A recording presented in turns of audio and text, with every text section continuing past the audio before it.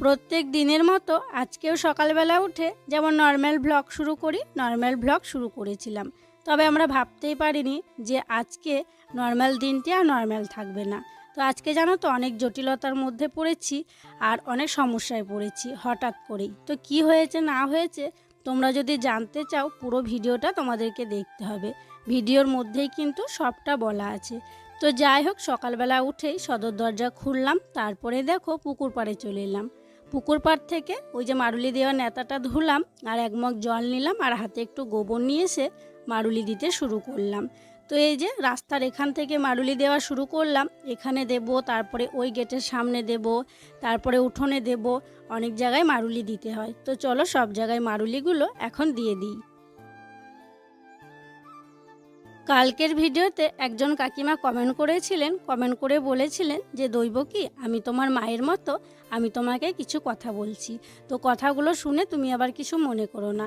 না গো কাকিমা, আপনাদের কথায় আমি কিছু মনে করতেই পারি না, কারণ আপনারা হচ্ছে গুরুজন, আপনারা যা বলবেন সেটা ভালোর জন্যই বলবেন। আর গুরুজনদের কাছেই তো ছোটরা শেখে, তাই না? আর গুরুজনরা কিন্তু ছোটদের সবসময় ভালোই চায়। তো কাকিমা এটাই লিখেছিলেন যে দৈবকী, তুমি যখন সকালবেলা শুভ সকাল বলবে তখন ঝাড়ু দেওয়া থেকে বলবে না। তো এটা দেখতে খারাপ লাগে, আর ঝাড়ু নিয়ে শুভ সকাল বলাটাও ঠিক নয়। তো আচ্ছা কাকিমা, এবার থেকে আমি আর ঝাড়ু হাতে শুভ সকাল বলবো না, মানে অন্যান্য কোনো কাজ দেখিয়ে শুভ সকালটা বলবো। আর যদিও কোনো সময় আমার ভুলভ্রান্তি হয়ে যায় তাহলে কিন্তু আমাকে ক্ষমা করে দেবেন। তো আমার প্রিয় বন্ধুরা, শুভ সকাল। আশা করছি তোমরা যে যেখানে আছো সকলে ভালো আছো, সুস্থ আছো। বীরভূম জেলার ছোট্ট একটি গ্রাম থেকে আমি দৈবকী তোমাদের সকলকে জানাই আমার ব্লগ চ্যানেলে অনেক অনেক স্বাগত আর আমার অনেক অনেক ভালোবাসা। তো এই যে আমার হাতে দেখছো একটা বাটি, তো কালো কালো যেন কি আছে, তো এগুলো হচ্ছে পাট শাকের বীজ। কারণ আজকে আমাদের জমিতে জল দেওয়া হচ্ছে, রুদ্রবাবা সকালবেলাতেই মেশিন নিয়ে এসছে, তো পাট শাকের বীজ ফেলানো হবে। ওই যে পেঁয়াজ লাগানো হয়েছিল ওখানে জানো তো একটু জায়গা রাখা হয়েছিল পাট শাকের বীজ ফেলাবো বলে। আর বাবা তো কয়েকদিন থেকেই রুদ্র বাবাকে বলছে যে যা বাজারে গিয়ে পাট শাকের বীজটা নিয়ে আয়। তো কাকা বাজারে গিয়েছিল, কাকাকে আনতে দিয়েছিল, তাই দেখো ভেজাতে দেওয়া হয়েছে। যখন জল দেওয়া হবে জমিতে তখন পাট শাকের বীজটা ফেলানো হবে। উফ, এই জিনিস কটা নিচ থেকে আনতে পুরো হাঁপিয়ে গেলাম। এগুলো হচ্ছে রোদে দেবো। এই যে দেখছো রুদ্র বাবার সোয়েটার, এগুলো কালকে কেচেছিলাম জানো তো, কালকে শোকায়নি, তাই সকাল সকাল ছাদে নিয়ে চলে এলাম। এখন তো নিচে রোদ আসেনি, তাই ভাবলাম ছাদে দিই, ছাদে তাহলে শুকিয়ে যাবে। কখন নিচে রোদ আসবে না আসবে, সে 10টা না বাজলে নিচে রোদ আসতে চায় না। এই যে রুদ্র বাবার রুদ্র বাবার দুটো সোয়েটার আর রুদ্রর একটা জ্যাকেট আর রুদ্র বাবার এই ট্র্যাকস্যুট প্যান্টটা কালকে কেচেছিলাম, কিছুই শোকায়নি জানো তো। চলো এই রোদে দিয়ে দিলাম, আজকে শুকিয়ে যাবে, হালকা হালকা ভেজা হয়ে আছে। আর এই যে রুদ্র লেপটাও নিয়ে এলাম, রুদ্র লেপটা একটু রোদে দেবো, যা ঠান্ডা, মাঝে মধ্যে একটু রোদে দিলে ভালো লাগে বলো, তো সেই জন্য রোদে দিয়ে দিই।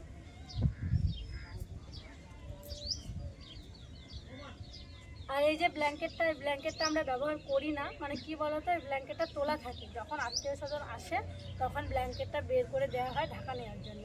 তো সেই যে তখন এসেছিলো সবাই, সেই খাওয়া দাওয়ার আয়োজন হয়েছিল, তখন থেকে বের করা হয়েছে, দিয়ে আর ভরে রাখাই হয়নি, কারণ যা ঠান্ডা গেল আগে কদিন, তো আমরা এটাও ঢাকা নিচ্ছিলাম, আবার আমরা যে বালাপোস্টটা ঢাকা নিই সেটাও নিচ্ছিলাম, তো সেই জন্য আর কি ভরে রাখা হয়নি ঠান্ডার কারণে। তো এখন একটু ঠান্ডাটা কমেছে, তাই ভাবলাম তাহলে ব্ল্যাঙ্কেটটা ভালো করে রোদে দিয়ে যেমন আর কি তুলে রাখি তেমন তোলা থাকবে।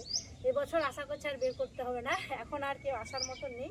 তো যাই হোক, চলো রোদে দিয়ে দিই, শুকিয়ে যাবে বলতে ভেজা নয়, এমনি রোদে দেবো, যে হচ্ছে ভরে রেখে দেবো।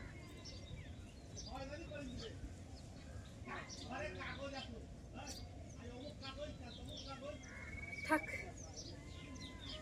এবার হচ্ছে রান্না বান্না বসাবো। স্নান টান করে নিয়েছি, তারপরে মুড়িও খেয়ে নিয়েছি। তো এই দেখো হাঁড়ি কড়াই নিয়ে চলে এলাম মাটিটা লেপবো বলে। আর কড়াইটা শুধু আনবো কি, হাঁড়িটাকেও সঙ্গে করে নিয়ে চলে এসেছি। ওই যে আগে তো হাঁড়ি কড়াইয়ে দুটোতেই মাটি দিতাম, দিয়ে এখন না দুটোকেই একসঙ্গে নিয়ে চলে আসি। তবুও হাঁড়িটা তো এক্ষুনি লাগতো আর কি, উনুন ধরালেই লেগে যেত। তো ভালোই হয়েছে একসঙ্গে নিয়ে চলে এসেছি। তো যাই হোক, ওইদিকে কড়াইয়ে মাটি লেপলাম, তারপরে দেখো চলে এলাম খড় নিতে।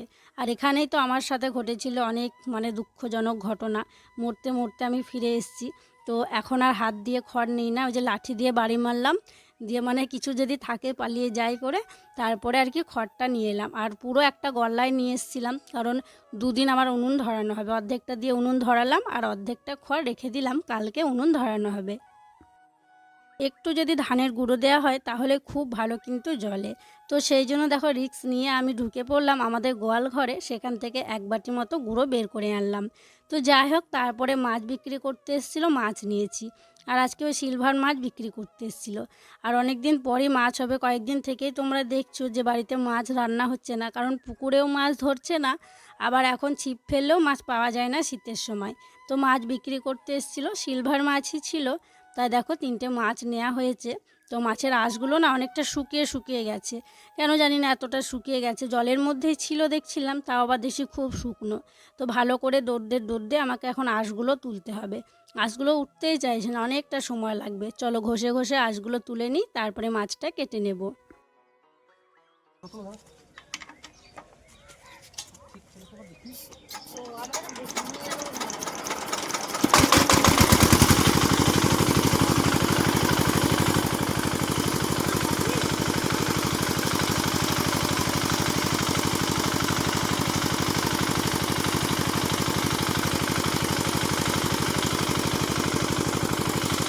মেশিনটা চলতে চলতে হঠাৎ করে যেন তো বন্ধ হয়ে গেছিলো। আর রুদ্রর বাবা ওরা তো মাঠেই ছিল। তো হঠাৎ করে দেখছে জল পড়ছে না, তাই আবার এলো, এসে আবার দেখছে যে বন্ধ হয়ে গিয়েছে। তাই আমাকে বললো একটু এসো তো, তুমি পাইপটা তুলে ধরবে আর আমি স্টার্টটা দিয়ে দেবো। এখনও অনেক সময় লাগবে, আজকে বোধহয় সারাটা দিনই লেগে যাবে এই জমিতে জল দিতে। আর এদিকে আমার রান্না বান্না বলতে দেখো ভাত হয়ে গিয়েছে, ভাতটা নামিয়ে ফ্যানটা ঝরাতে দিয়েছি। আর মসুরির ডাল করেছি, মসুরির ডালটাও কিন্তু হয়ে গিয়েছে। আর একটা তরকারি করব, যে মাছ বেছে এলাম, মাছ আলু তারপরে হচ্ছে টমেটো দিয়ে একটা তরকারি করব। তো সেই তরকারির মশলাটা বেটে নিচ্ছি। আর মশলা বলতে আদা রসুন দিচ্ছি না, ওই লঙ্কা পেঁয়াজ বাটার দিচ্ছি আর কি, লঙ্কা পেঁয়াজ বাটা দিয়ে করব। মানে একটু টক টক টাইপের করব জানো তো, তবে খুব টক দেবো না, তেঁতুল টেতুল কিছু দেবো না। ওই 2-3টে টমেটো দেবো, টমেটো দিয়ে তরকারিটা করব। একদিকে আমি মাছ ভাজছি, একদিকে দেখো মশলাটা বাটছি। আর কড়াইটা তোমরা দেখতে পাচ্ছ কতটা পুড়ে গিয়েছে, মানে উনুনটা এখন এত জ্বলতে শুরু করেছিল, একদিককার কড়াই দেখো পুরো একদম কালো হয়ে গিয়েছে। তো যাই হোক, চলো মাছগুলো আমি ভেজে নিই, তারপরে হচ্ছে মশলাটা বাটা হয়ে গেলে তরকারিটা চাপিয়ে দেব, তাহলেই কিন্তু রান্নাবান্না হয়ে যাবে।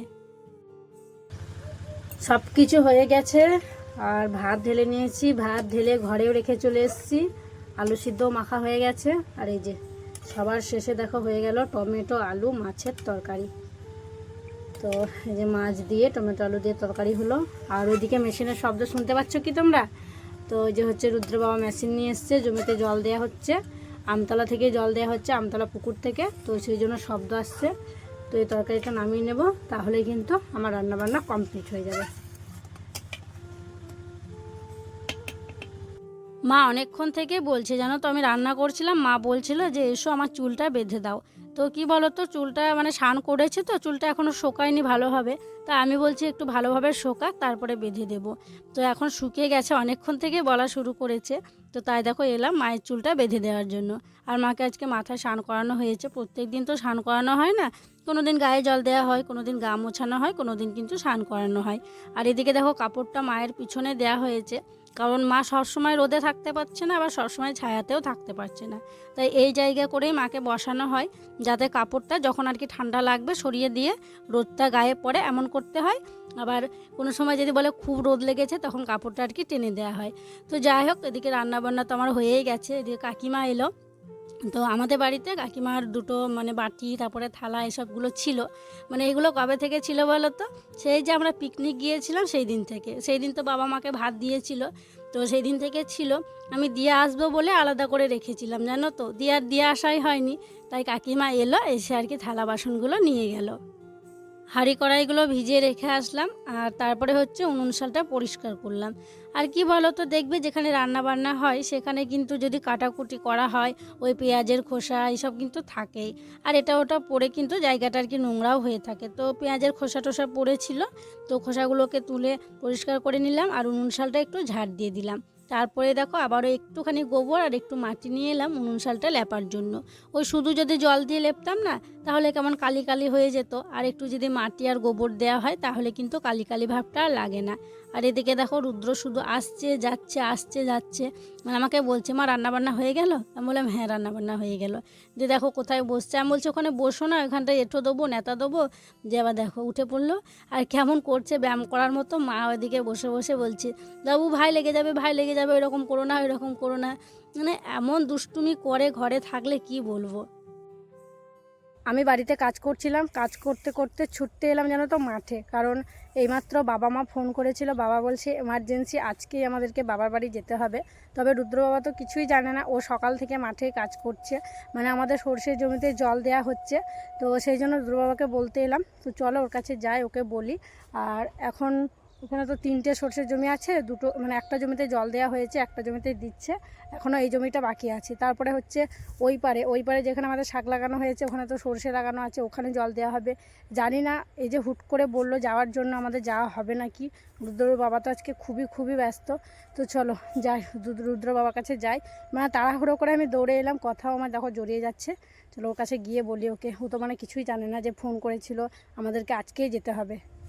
ওই যে দেখো দেখতে পাচ্ছ সর্ষের জমিতে বাবা আর রুদ্রর বাবা, কারণ যখনই মেশিন লাগানো হয় তখন যতক্ষণ মেশিন চলে ততক্ষণ যেন তো দুটো মানুষকেই মাঠে থাকতে হয়, কারণ জলটা যেন চারিদিকে সমানভাবে যায় সেটা কিন্তু দেখাশোনা করতে হয়। তবে সর্ষেগুলো আমাদের দেখো খুব একটা ভালো হয়নি, মানে কোনো জায়গায় দেখছি ফুল ধরে গিয়েছে, কোনো জায়গায় দেখছি ছোট ছোট গাছ বেরিয়েছে। কারণ কি বলো তো, আমাদের যখন সর্ষে ফেলিয়েছিল মানে জমিতে জল দেওয়ার পর ফেলেনি, মানে একটু একটু রস রস ছিল তো ওতে আর কি সর্ষে ফেলে দিয়েছিল, দিয়ে জল পাওয়ার পর আবার কিছু সর্ষে বেরিয়েছে, আবার আগের থেকেই কিছু বেরিয়েছিল, দিয়ে মানে ওই দু আজলা বলে না ওই রকম হয়ে গিয়েছে।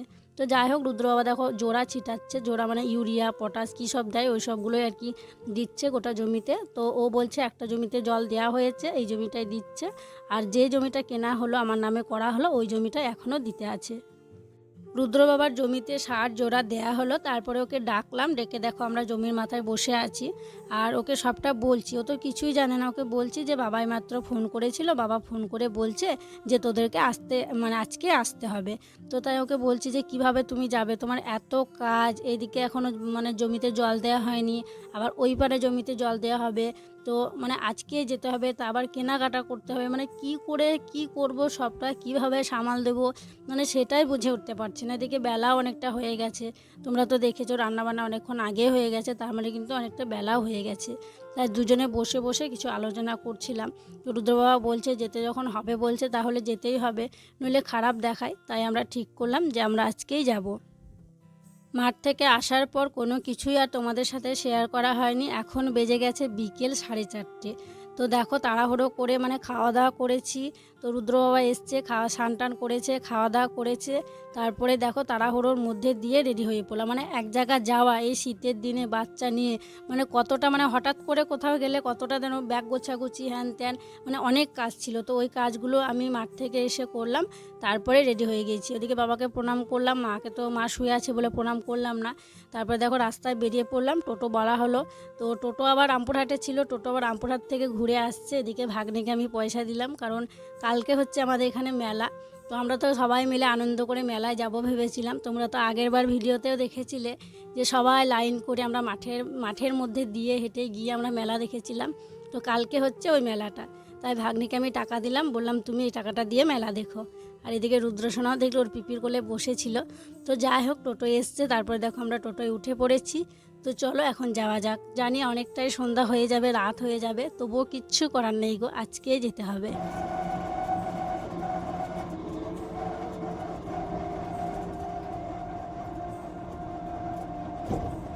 তো যাই হোক প্রথমে তো টোটোয় এসেছিলাম রামপুরহাট পর্যন্ত, রামপুরহাটে আবার অটো করেছিলাম, অটো করে এসেছিলাম বিষ্ণুপুরেই তো আমাদের সন্ধ্যা হয়ে গেছিলো। তারপরে পেয়েছি বাস। তো এটা হচ্ছে লাস্ট বাস। তো পাবো না করেও আর কি বাসটা পেয়ে গিয়েছি। যেই বাসটা ছাড়বে অমনি সময় আমরা হাজির হয়েছি, মানে দৌড়ে গিয়ে বাসে উঠেছি। সত্যি বাসটা পেয়েছিলাম বলেই কিন্তু তাও একটু তাড়াতাড়ি আসতে পেরেছি। আর যদি বাসটা না পেতাম আমাদের কিন্তু টোটো যদি আসতে হতো ওই রাত্রে 8:30 9টা বেজেই যেত। আর বাস পুরো ফাঁকা ছিল, তো দেখো একটা সিটে রুদ্র আর আমি বসেছি, একটা সিটে ওর বাবা বসেছে। তো যাই হোক চলো এখন তাহলে যাওয়া যাক। আবার বাস থেকে নামবো, নেমে আর একটা টোটো করতে হবে, তারপরেই কিন্তু বাড়িতে যেতে পারবো। তো পুরো বাস দেখো ফাঁকা, মানে কেউ নেই, বেশি মানুষই নেই।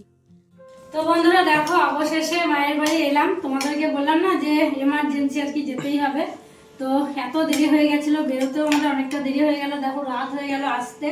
তো এসছে আর দেখো মায়ের অবস্থা, মাদের এখন তো অসুস্থ চলছে। আজকে 9 দিন হলো, কালকে হচ্ছে ঘাটের কাজ। তো এই যে 9 দিন অসুস্থলা হয়েছে এখন। আর এই যে রুদ্রসোনা এসে দেখো মিষ্টি খেতে শুরু করেছে। মিষ্টি খাচ্ছ? হ্যাঁ, আর নিবা না? আমরা নিয়ে এলাম, ওগুলো নিবে নাকি? হ্যাঁ, নেবে না রুদ্র? তো যাই হোক জল খাইনি, আগে একটু জল খাই। আর শীত বলে তাও মানে আস্তে আস্তে একবারও জল খাইনি। গরম হলে মানে জল নিয়ে আসি বোতলে জল শেষ হয়েই যায়।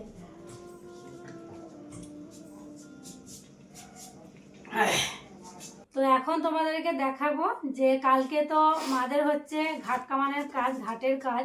তো সেই জন্য নতুন বস্ত্র দিতে হবে। তো সেই জন্য এখন নতুন বস্ত্র নিয়ে আসা হয়েছে। তোমরা হয়তো ভাববে যে আমরা কখনই বা কেনাকাটা করলাম, কখনই বা কী করলাম। তো ফোন করার পর কি বলতো, দিদিকে ফোন করেছিলাম। দিদিকে ফোন করে বললাম আমাদের তো বাজারে যেতে অনেকটা দেরি হয়ে যাবে, আমরা যাবো বলছি, এমনিতে কোনো কিছু ঠিকঠাক করা নেই, সব কিছু ব্যাগ ট্যাগ গোছানো গোছানো।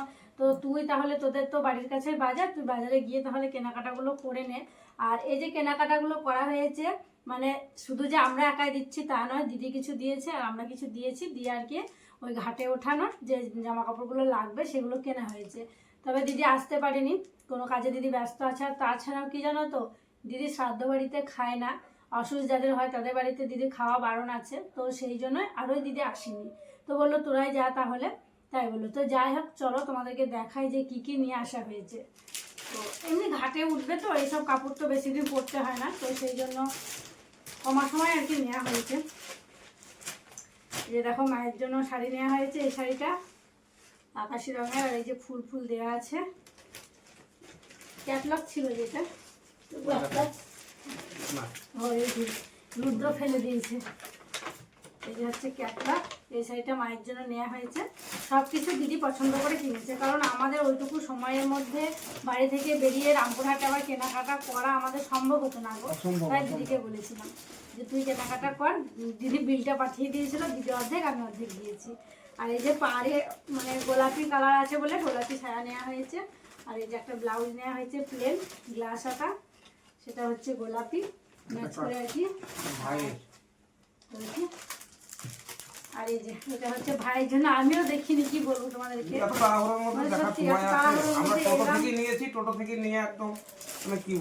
ভাইয়ের জন্য এক কালারের একটা হাতওয়ালা, আর খুলে দেখাচ্ছি না, যে ক্যাটলগটা দেখাচ্ছি।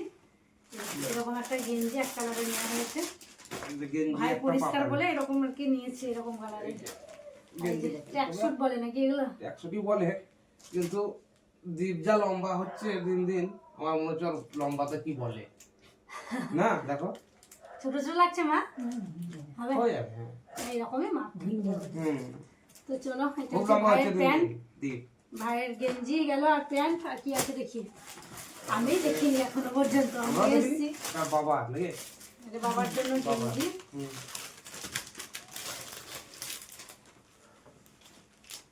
গেঞ্জি। বাবার জন্য দেখা একটা গেঞ্জি নেওয়া হয়েছে এরকম হাফ হাতা, হাত কাটা নয় হাফ হাতা আর কি, এতটা হাত বলো ঠিকই হবে। বাবা সে আমরা পুজোয় দিয়েছিলাম, ওই জামাটা হয়নি, তাই একটু বড় সড়ো নিয়েছি ভালো। আর বাবার জন্য নেওয়া হয়েছে একটা লুঙ্গি, কারণ বাবাকে বলেছিলাম ধুতি নেবো, দিদি বলেছিল যে ধুতি নেওয়ার জন্য, আমরাও বললাম যে ধুতি পরে উঠবে। তো বাবা বলছে ধুতি দিতে হবে না, ধুতি তো মানে পরেই না, আর ধুতি পরলে বাবারা ওই কাজ মানে বাড়িতে যদি পুজো টুজো হয় তখন পরে।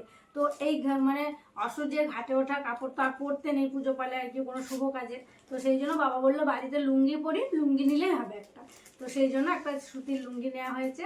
আর এই যে গামছা, তো এই হচ্ছে ঘাটে ওঠানো জামা কাপড়। তো কি বলতো, আমরা আজকে হঠাৎ করে এলাম, কারণ এগুলো দায়িত্ব কারা নেয়, এগুলোর দায়িত্ব নেয় মায়ের বাড়ি ভাইরা দাদারা আর কি নেয়। তো আমরা ভেবেছিলাম আমার বাড়ি থেকে বা দাদু দিদা নেবে, তবে তোমরা তো দেখেছো দাদুর শরীর খারাপ, আর আমাদের দুই মামিরও শরীর খারাপ, দুজনেরই অ্যাপেন্ডিক্স হয়েছিল, দুজনই অপারেশন করেছে। এই মানে সপ্তাহ সেই তার আগের জন্যই সপ্তাহতেই অপারেশন হয়েছে মামিরা সব। তো সেই জন্যই আমাদের হুট করে আসা। আমরা ভেবেছিলাম ওখান থেকে হবে, অত আমরা খাটে ওঠাবার ব্যাপারে আমরা তো কিছু কথা টথা বলিনি। আর তারপরে জানতাম না। বাবা মায়ের কাছে শুনলাম যে এই ব্যাপার, দাদুদের তো শরীর খারাপ আর দুই মামিও মানে বিছানাতেই এখন শরীর খারাপ। আছে, কোনো কিছুই তো করতে পারছে না, অপারেশন করেছে মানে বুঝতে পারছো, হাঁটা চলা ওঠা বসা কিছু করতে পারছে না। তো মামার বাড়ি থেকে কেউ আসতে পারবে না, আর এটা দায়িত্ব থাকে মেয়ে জামাইদের, নইলে হয়েছে ওই ভাই দাদাদের বৌদিদের বা বাবা মায়ের। তো সেই জন্য এই দায়িত্বটা আর কি আমরা নেবো, মানে এই প্রথমবার মা বাবা ভাইয়ের একটা দায়িত্ব নেব মেয়ে হয়ে। দায়িত্ব ঠিক আছে, কিন্তু এইভাবে মানে আসাটা মানে আমরা ভাবতে পারিনি যে আসতে হবে, কিন্তু কিছু করার নেই, দায়িত্ব তো দায়িত্বই হয়, তাই না? যাই হোক, আর কালকে যদি আমরা কালকে ঘাটের কাজ, কিন্তু কালকে আমরা যদি আসতাম, তোমরা তো জানোই যে আমাদের কতটা রাস্তা আসতে হয়, অনেক সময় লেগে যায়, 3 ঘন্টা তো লাগেই। তো সেই জন্য ভাবলাম যে ঠিক আছে। কালকে যদি আমরা 9টার সময় বেরোতাম, মোটামুটি এখানে ঢুকতাম, প্রায় ঢুকতে আমাদের 2টো বেজে যেত। হ্যাঁ আর মানে এইখান হয়তো থেকে একটা সময় 3 ঘন্টারও বেশি, 4 ঘন্টা এইখান 5 থেকে ঘন্টা। আমাদের আবার আবার আরেকটা জায়গা যেতে হবে, মানে বুঝতে পারছো, আর প্রায় হ্যাঁ, 3টে। আমরা- আর 3টের সময় কি এই নতুন জামা কাপড় নতুন বস্ত্র নিয়ে আসা যায়?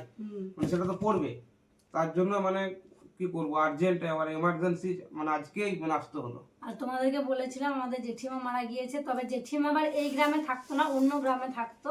তো এই এই গ্রামে কোনো কাজ টাজ হবে না, মানে অন্য গ্রামে যেতে হবে, যে এই গ্রামে গ্রামের জেঠিমা নামটা? থাকতো। বহরা। বহরা। তো গ্রামের নাম হচ্ছে বহরা, বেশ অনেকটাই 2-3-4টে গ্রাম পেরিয়ে কিন্তু যেতে হবে। তো সেই জন্য আমরা আজকে এলাম তড়িঘড়ি করে। তো এই যে তাড়াহুড়ো করে যা আর কি দিদি বাজার করেছে সেইগুলো নিয়ে আসা হয়েছে।